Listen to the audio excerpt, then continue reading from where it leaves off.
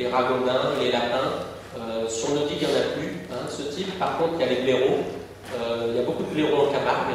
Et les blaireaux, je peux vous dire, ça fait vraiment du dégât dans les digues, hein, ça fait du dégât.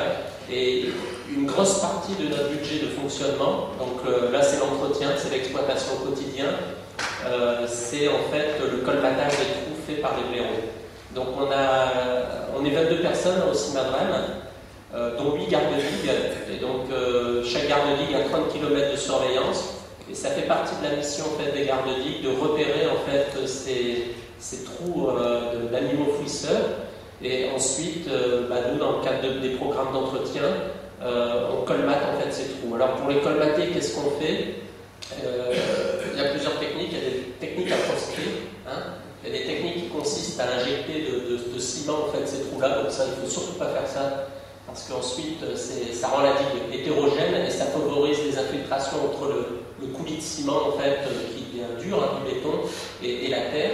Donc nous, en fait, on ouvre la digue, hein, on fait une brèche dans la digue, on ouvre la digue totalement et on reconstruit la digue. Alors, dans le cadre de nos travaux neufs, quand on reprend entièrement, là je vous parle de travaux d'entretien, hein, donc c'est sur les digues existantes, mais quand on remodernise les digues, on met en fait ce qu'on appelle des grillages anti-fouisseurs, hein, donc c'est comme du grillage, et on recouvre la digue de grillage, et donc c'est un dispositif qui a fait ses preuves et qui empêche en fait les blaireaux de faire leur petite maison à l'intérieur des digues. Si on passe de l'animal au végétal, comment utilisez-vous donc le rôle bénéfique de certains types de végétation, je suppose? Alors, sur les digues, la seule végétation qui est bénéfique, c'est l'herbe. Hein, c'est tout ce qui est. Donc, dès qu'il y a un arbre, ça pose problème, puisque l'arbre à un moment est amené à mourir. Et donc le pourrissement des racines, ça fait aussi en fait des conduits. Tant que l'arbre est vivant, ça ne pose pas de problème d'infiltration. Un petit peu, mais ça ne peut pas créer des brèches. Par contre, quand l'arbre meurt, en fait, vous avez des racines qui pourrissent et ça fait plein de petits conduits qui vont favoriser l'érosion interne. Alors aujourd'hui, on a un problème qui est un problème national, hein, je veux dire, qui est sur toutes les digues. C'est il y a un moment, il y a eu en fait un laisser-aller parce qu'il n'y avait pas de crue, donc on a laissé pousser les arbres sur les digues. Si on les abat, on accélère en fait la mort de l'arbre et donc on favorise l'érosion interne. Et si on ne fait rien, l'arbre peut s'arracher en creux et tout. Donc il y a des projets de recherche sur cette problématique pour mieux définir en fait des plans de gestion et faire des interventions appropriées en fonction en fait du type de végétation qu'on peut rencontrer sur les digues. Donc il y a encore beaucoup de questions sur cette problématique et peu de réponses. La seule réponse, c'est quand vous abattez un arbre, c'est de tout dessoucher et faire comme pour les animaux fouisseurs, de rouvrir la digue et de recompacter. D'autres questions? J'avais 3 questions rapides. Qu'est-ce qui se passe sur la partie amont de votre région? Est-ce qu'il y a un problème de digue ou le problème de digue ne se pose pas? Quel est le montant de votre budget finalement en euros? Et je me posais la question, qu'est-ce qui se passait avant 1840, c'est-à-dire avant qu'on fasse les digues, le Rhône, qu'est-ce qu'il faisait? Comment on pouvait vivre sans digues? 3 questions. Si j'oublie de répondre, je vais essayer d'illustrer. La partie amont, c'est la première question. Alors sur la partie amont, c'est assez simple. Le Rhône, il a été entièrement canalisé dans les années 1970 par la CNR, Compagnie Nationale du Rhône. Donc en fait, il a été canalisé. Il y a eu des usines hydroélectriques qui ont été construites le long du Rhône pour produire de l'hydroélectricité. Et donc ces digues ont été calées en fait au-dessus de la crue millénale. Hein, ça a été le standard qui a été utilisé par la CNR. Donc ces digues présentent un niveau de sécurité très élevé. Et d'ailleurs, ça a été un débat parce que quand ils sont arrivés en Camargue, donc ils s'arrêtent juste à Beaucaire. Hein, ces digues s'arrêtent à Beaucaire.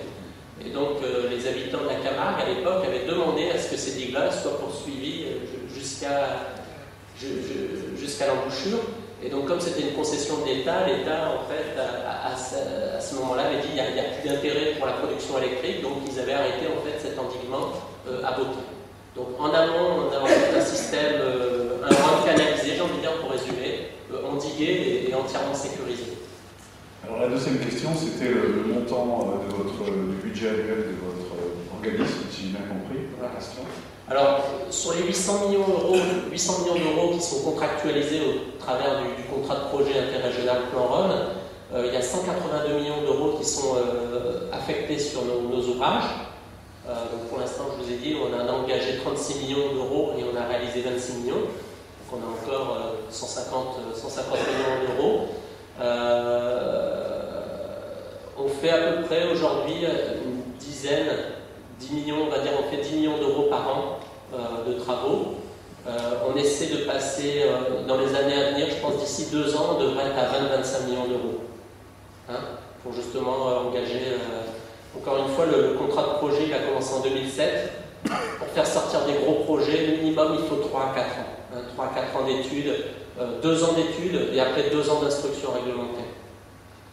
Et la troisième question? Troisième question, je suppose que le Rhône n'était pas très peuplé, enfin il y avait des bassins du Rhône au XIXe siècle. Bon, à un moment, on vous demandait quelle était la situation avant qu'il y ait des digues. Mais, alors, si vous voulez, bon, la Camargue, je veux dire, c'était des zones de marée, avant 1840. Alors, les premières digues, elles datent du XIIe siècle. En Camargue, il y avait des petites digues, mais c'était des digues qui étaient très localisées. Il y avait des moines, il y avait des abbayes, il y avait des moines et tout. Et donc, peu à peu, si vous voulez, en fait, en 1840, il y a eu une grosse crue en 1840 qui a inondé toute cette plaine qui commençait, on était au début de la révolution agricole. On commençait à...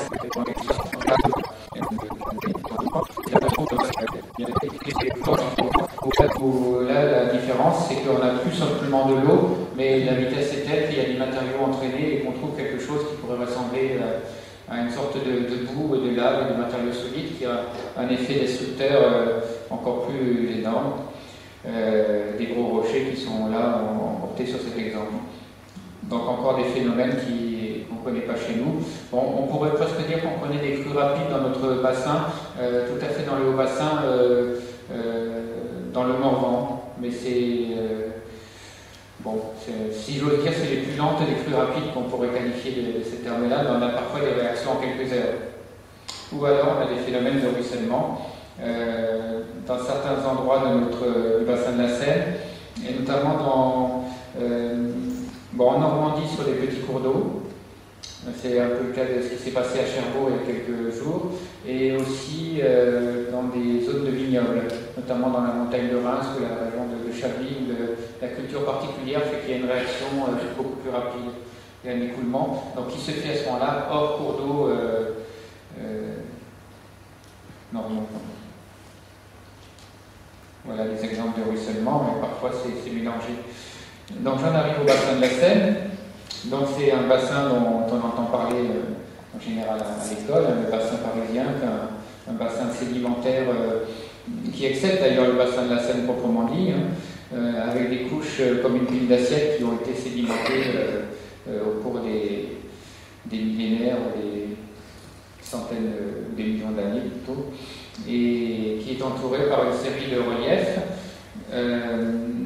Et donc on a, je n'ai pas de coupe géologique, ça aurait été intéressant, mais ces différentes couches émergent à la surface de manière concentrique à partir du milieu, autour du milieu du bassin de la Seine, à l'exception du Morvan qui est ici et qui lui est un autre type de relief, puisque c'est le massif ancien qui préexistait.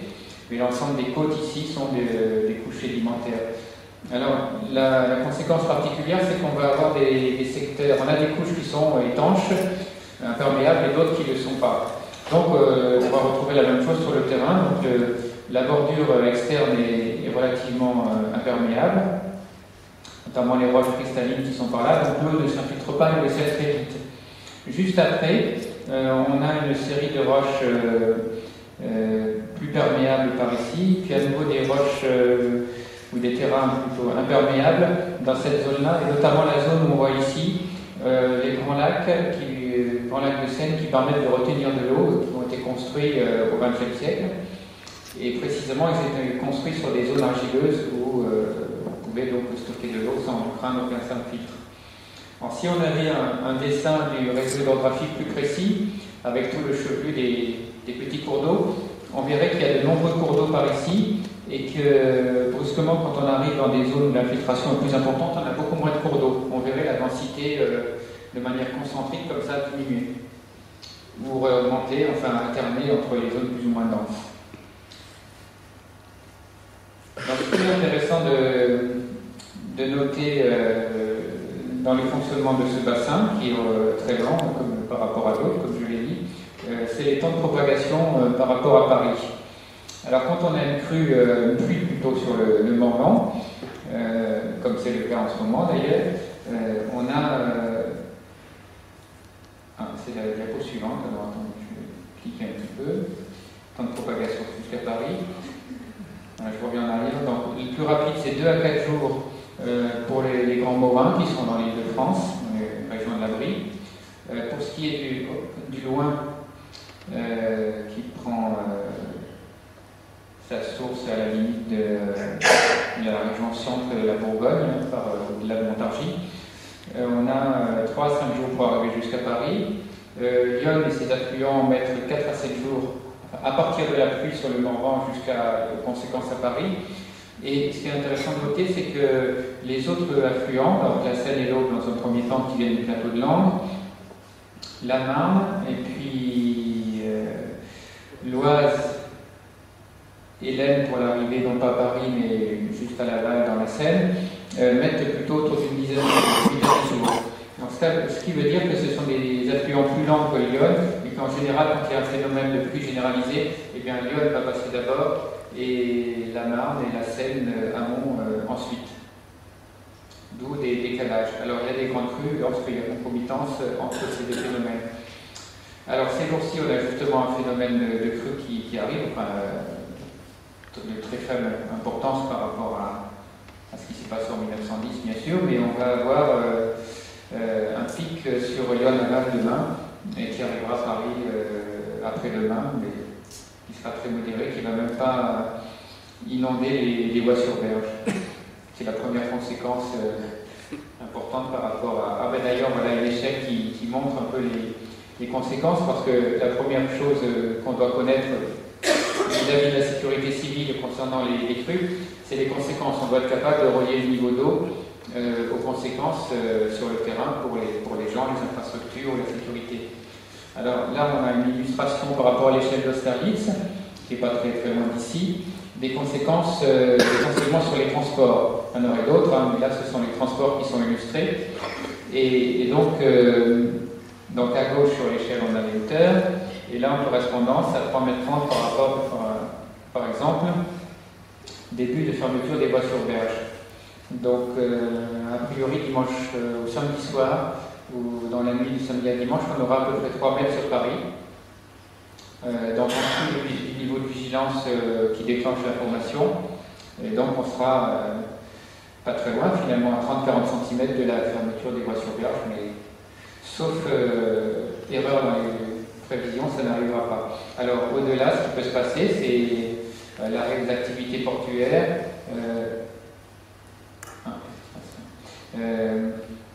l'arrêt du métro, l'arrêt du RER, etc., jusqu'à l'inondation des rails d'Austerlitz.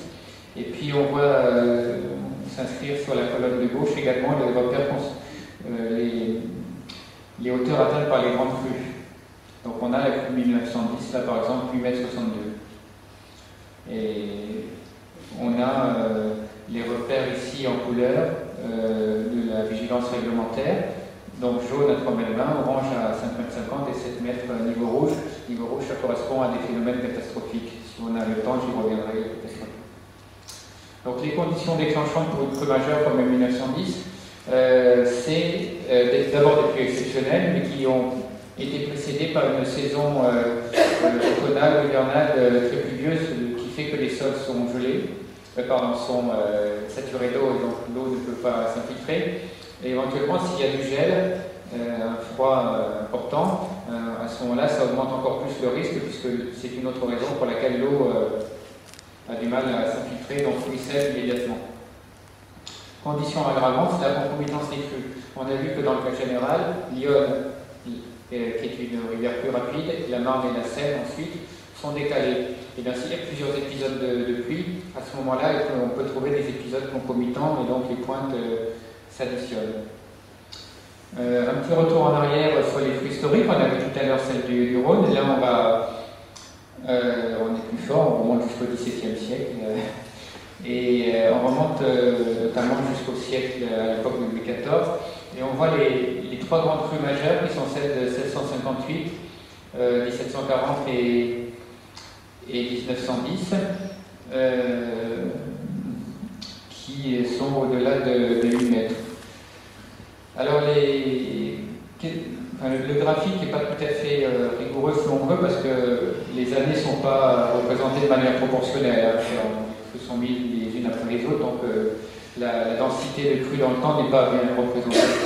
Mais ce dont on s'aperçoit, c'est que la répartition extrêmement aléatoire des crues, bien qu'on se donne la peine de faire des statistiques pour déterminer les crues décennales, centennales, etc., eh bien, malgré tout, c'est pas régulier. Et on voit qu'au XVIIIe siècle, on était à peu près là, il y a beaucoup plus de grandes crues, enfin de crues hautes en tout cas, que dans le siècle qui a suivi. On voit par exemple que parmi cet ensemble de crues depuis le XVIIIe, eh bien sur les 5 plus importantes, il y en a 3 qui se situent ici, au début, c'est-à-dire pendant l'enfance de Louis XIV en gros. Je ne sais pas si ça l'a influencé pour choisir d'aller s'installer à Versailles. En tout cas, il y avait des grandes crues, mais c'est aussi parce qu'à l'époque, il y avait des constructions dans la Seine, des ponts qui probablement amenaient à une rehausse supplémentaire du niveau par rapport à un même débit. Mais ça, il est difficile de l'approcher de manière quantitative. Deuxième observation, avant de passer à la suite, ici on a le 19e siècle. Eh bien, on s'aperçoit qu'au 19e, il y a beaucoup moins de crues importantes, en tout cas qu'au 18e. Ce qui fait qu'en 1910, les gens, les Parisiens, avaient oublié les grandes crues, et notamment la crue de référence précédente, enfin, la crue importante précédente, celle de 1802. Évidemment, ils n'avaient pas de reportage filmé ou photographique comme nous, on en a sur celle de 1910. Et donc, ils considéraient notamment que la référence contre laquelle il fallait se préparer ou se protéger, c'était la crue de 1876. Et vous voyez que finalement, elle a été dépassée de 2,50 m. En novembre 1909, les gens pensaient que on ne dépasserait pas 1876. Et donc, ils ont été bien surpris, évidemment. Et depuis, pas mal de crues importantes dans la première moitié du XXe siècle, 1924, 1955, qui sont de périodicité de l'ordre de 40 ans, 50 ans, enfin, c'est ce qu'on estime. Et dans la deuxième moitié du XXe siècle, beaucoup moins de grandes crues. Bon, certaines d'entre elles ont été atténuées par les grands lacs de Seine, mais ce n'est pas ça qui explique cette différence. C'est une répartition statistique un petit peu aléatoire. Donc quand les gens parfois pensent qu'on est protégé parce que ça fait 50 ans ou qu'on a 60 ans qu'on a entendu parler de rien par rapport aux très grandes crues, eh bien moi il m'est arrivé de leur répondre que j'avais entendu la même chose en décembre 1909. Bien que je ne sois pas très âgé à l'époque. Donc la crue de 1910, pour y revenir, donc un automne intensément pluvieux, automne 1909, et plusieurs épisodes de pluie en janvier 1910, dont celui du milieu, là, du 17 au 20 janvier, qui est assez violent, enfin, pas violent par rapport à ce qu'on peut trouver dans d'autres secteurs de la France, mais pour le bassin de la Seine, 130 mm en quelques jours, c'est quand même, surtout répandu sur l'ensemble du bassin, c'est quand même assez important. Et vous voyez qu'il y a 2 épisodes, ce qui fait que le deuxième épisode des rivières rapides a été concomitant avec le premier épisode des rivières lentes. Voilà l'image de la pluviométrie, et qui est concentrée, qui est plus importante sur Lyon. Donc sur l'ensemble du mois de janvier, à peu près 1910, on a à Château-Chinon pas loin de 300 mm, bon, ce qui est beaucoup pour ces zones tempérées, mais qui n'est pas non plus des chiffres extraordinaires. Donc, tout le haut bassin a connu des pluviométries importantes, et c'est ça qui finalement génère une crue exceptionnelle, plus sans doute des sols gelés qui existaient sur la partie amont. Donc voilà à quoi ça ressemblait finalement.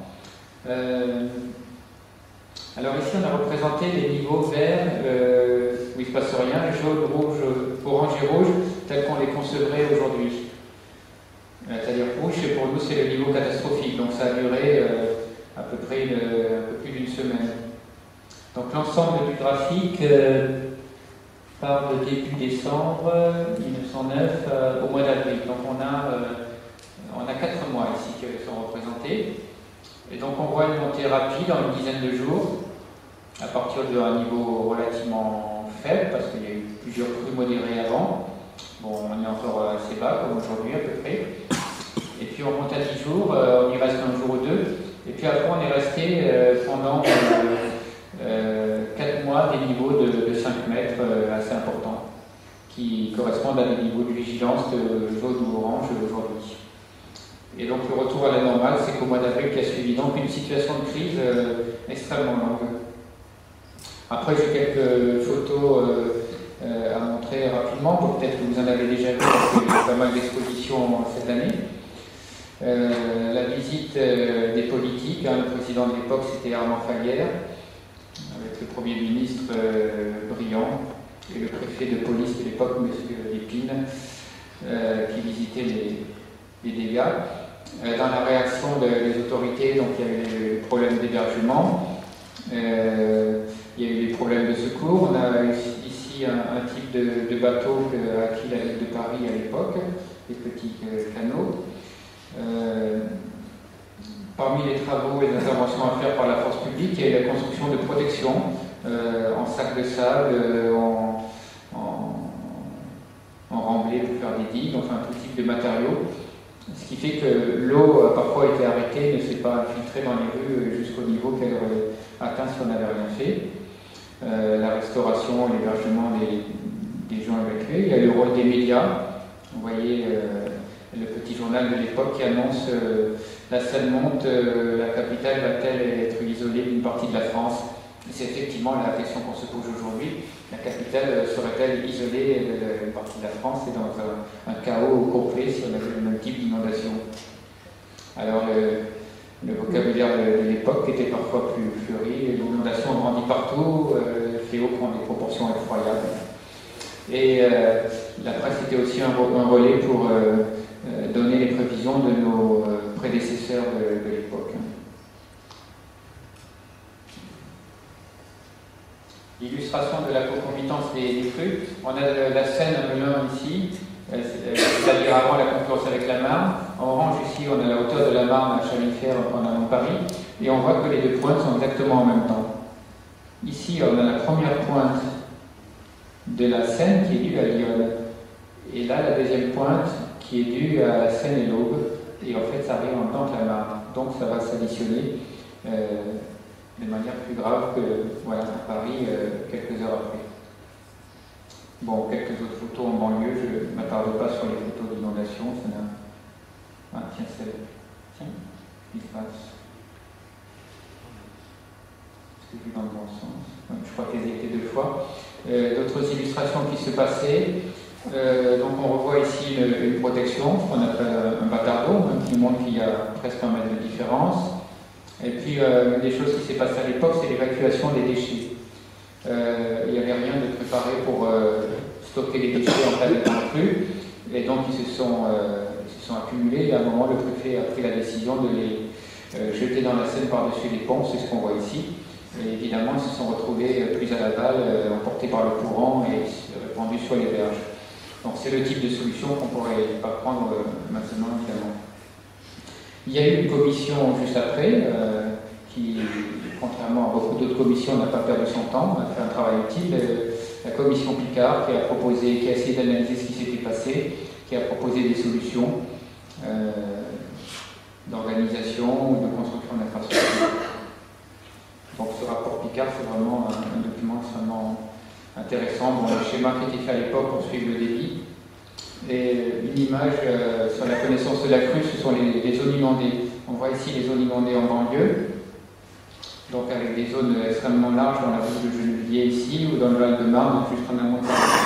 Et puis sur Paris lui-même, ce qu'on voit ici, donc en bleu la zone inondée, donc tout le quartier de Grenelle ici dans le 15e était largement inondé, un petit peu en amont là, vers Bercy. Et puis on a figuré sur cette carte l'extension de l'inondation de 1658, qui était plus importante.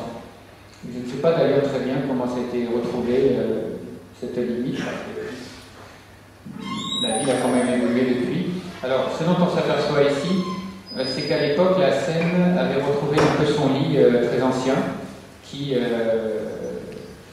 se trouvait là, un peu à la limite des grands boulevards, et de l'autre côté du Maru, pas très loin d'ici finalement, je crois, à quelques centaines de mètres peut-être.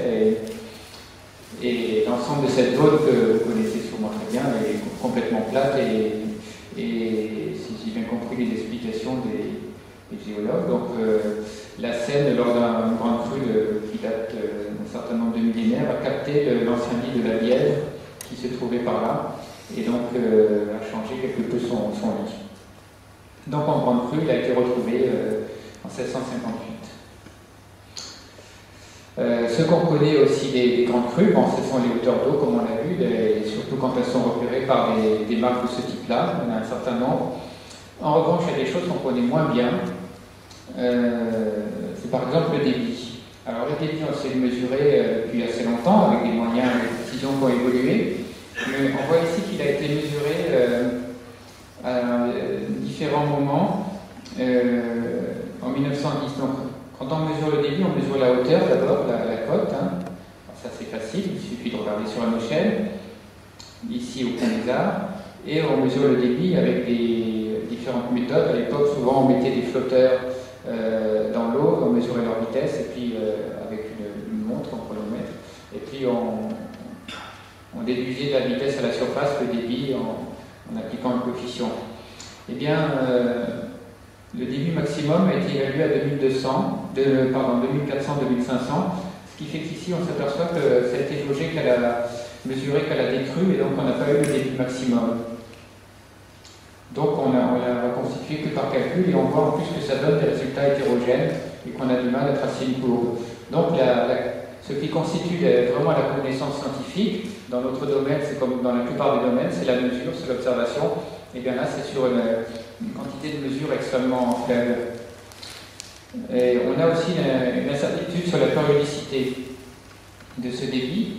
Alors on a l'habitude de dire que c'est une crue centenale. Bon, c'est un calcul assez approximatif, et puis centenale, c'est un mot qui fait un peu référence et finalement qui est très employé par les médias, mais on l'a aussi employé pour la crue du Rhône tout à l'heure, mais en général, on ne connaît pas les choses de manière aussi précise.